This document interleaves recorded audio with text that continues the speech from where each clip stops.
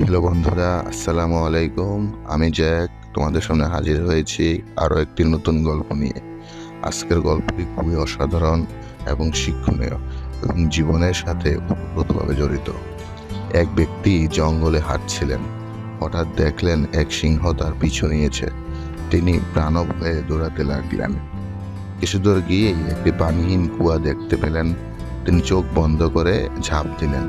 পড়তে পড়তে তিনি একটি ঝুলন্ত দড়ি দেখে খপ করে ধরে ফেললেন এবং ওই অবস্থায় ঝুলে রইলেন। উপরে চেয়ে দেখলেন কুয়ার মুখে সিংহটি তাকে খাওয়ার অপেক্ষায় দাঁড়িয়ে আছে। নিচে চেয়ে দেখলেন বিশাল এক সাপ তার নিচে নামার অপেক্ষায় চেয়ে আছে। বিপদের উপর আরো বিপদ হিসেবে দেখতে পেলেন একটি সাদা আর একটি কালো ইঁদুর তার দড়িটি কামড়ে ছিঁড়ে ফেলতে চাইছে। এমন হিমশিম অবস্থায় কি করবেন যখন তিনি বুঝতে পারছিলেন না, তখন হঠাৎ তার সামনে কুয়ার সাথে লাগোয়া গাছে একটা মৌচাক দেখতে পেলেন। তিনি কি মনে করে সেই মৌচাকের মধুতে আঙ্গুল ডুবিয়ে তা চেটে দেখলেন।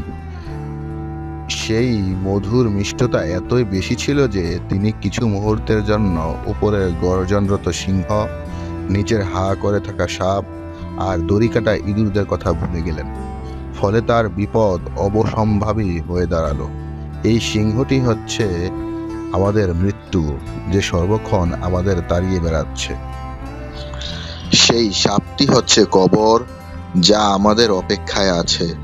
দড়িটি হচ্ছে আমাদের জীবন, যাকে আশ্রয় করেই বেঁচে থাকা। সাদা ইঁদুর হলো দিন আর কালো ইঁদুর হলো রাত, যারা প্রতিনিয়ত ধীরে ধীরে আমাদের জীবনের আয়ু কমিয়ে দিয়ে আমাদের মৃত্যুর দিকে নিয়ে যাচ্ছে।